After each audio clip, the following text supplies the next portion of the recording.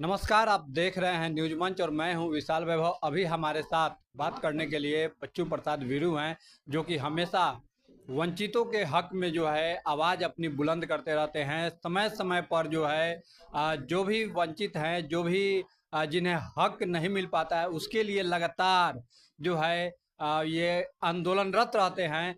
चाहे वो कभी डांडी यात्रा के रूप में हो या फिर कभी बेलन महारैली के रूप में हो। हम इनसे बात करते हैं। सर, आज जो बैठक रखी गई है, क्या लग रहा है इस बैठक के बाद कितना काम जो वंचित हैं समाज में, वैसे लोगों के लिए अब कितना कुछ होगा?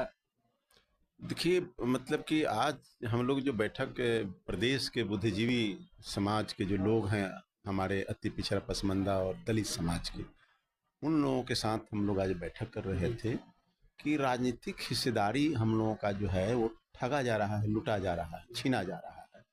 और इससे बचने के लिए कैसे हम लोगों का जो जनसंख्या के अनुपात में हमारा जो हिस्सा है हम ले पाए, और उसके लिए रणनीति बनाई गई है, व्यापक रणनीति बनाई गई है। अगला 6 जुलाई को हम लोग पटना के अंदर हर विधानसभा क्षेत्र के प्रतिनिधियों के साथ बैठक करेंगे और उस दिन दिशा एक तय करेंगे।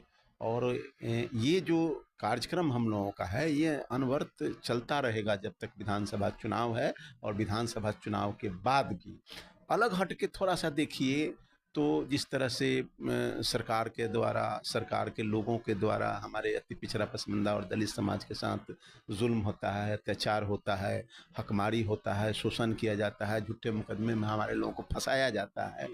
तो इन सब बातों पर भी हम लोग नज़र रखे हैं कि अब जितना हम लोगों को सहना था अब सह चुके।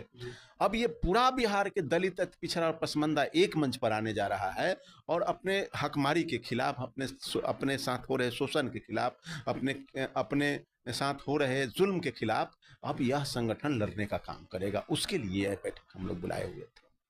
सर, एक सवाल होगा आरक्षण को लेकर कि हाई कोर्ट ने जो है आरक्षण की जो दायरा बढ़ाया गया था उसको रद्द कर दिया है। हालांकि सरकार कह रही है कि हम सुप्रीम कोर्ट में जाएंगे। सर, कैसे देखते हैं इस पूरे मामले को?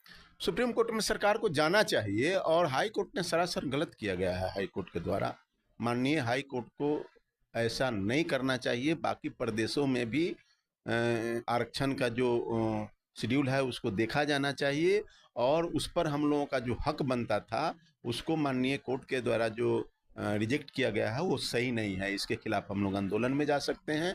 अगर बिहार सरकार सुप्रीम कोर्ट जाने के लिए तैयार है तो इसके लिए हम लोग शुक्रिया अदा करते हैं। इसके लिए हम लोग आभार व्यक्त करते हैं बिहार सरकार के प्रति कि वो इस तरह का अगर सोच रखते हैं तो हम लोगों की तरफ से आभार कि आपने माने हमारे हक के लिए आप सुप्रीम कोर्ट तक जाने के लिए तैयार हैं। सर, एक और आप सरकार को आभार तो दे रहे हैं, लेकिन तेजस्वी यादव लगातार हमलावर है और वो कह रहे हैं कि जो है सरकार सिर्फ दिखावा कर रही है। बीजेपी तो चाहते ही नहीं है कि आरक्षण जो है आरक्षण मिले, आरक्षण का लाभ लोगों को मिले। देखिए, अब उनका पॉलिटिकल मामला है, हम लोग सामाजिक संस्था से जुड़े हुए हैं और उनका राजनीति में कभी कभी विरोधी लोगों का बस सिर्फ इतना ही रह जाता है कि हर काम में विरोध करना। तो अब वो किस नज़रिए से देखते हैं उनका काम है। हम लोग आभार व्यक्त करते हैं, अगर सरकार ने ऐसा ऐलान किया है तो इसके लिए आभार व्यक्त करते हैं पूरे अति पिछड़ा दलित और पसमानदा समाज की ओर से कि आप अगर सुप्रीम कोर्ट तक जाते हैं और हमारे हकमारी के खिलाफ लड़ते हैं तो ये हम लोग आपको धन्यवाद देते हैं, आभार व्यक्त करते हैं। तो क्या सर अब ऐसा माना जाए, आखिरी क्वेश्चन होगा, कि ऐसा माना जाए कि अब जो दलित, पसमानदा और अति पिछड़ा के लिए जो आज मंच आप लोग तैयार करने में लगे हुए हैं और हमेशा से आप इन लोगों के लिए आवाज़ भी उठाते रहे हैं, तो क्या लग रहा है कि अब इन लोगों का जो उचित हक जो मिलना चाहिए समाज में वो अब मिलेगा? अब मिलेगा कहाँ, मिलने वाला थोड़ी है, लड़ के लेना पड़ेगा।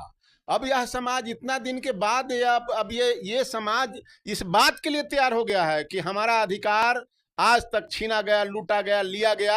अब हम लोग इसके खिलाफ खड़ा होंगे और अपना हक लड़ के लेंगे। इसके लिए यह समाज तैयार हो गया है अब। धन्यवाद सर। तो ये थे बच्चू प्रसाद वीरू, जिन्होंने स्पष्ट रूप से कहा कि जो है हक जो है लेना पड़ेगा और उसके लिए लड़ना पड़ेगा। बने रहिए न्यूज मंच के साथ। न्यूज मंच के लिए राहुल कुमार के साथ विशाल वैभव, पटना।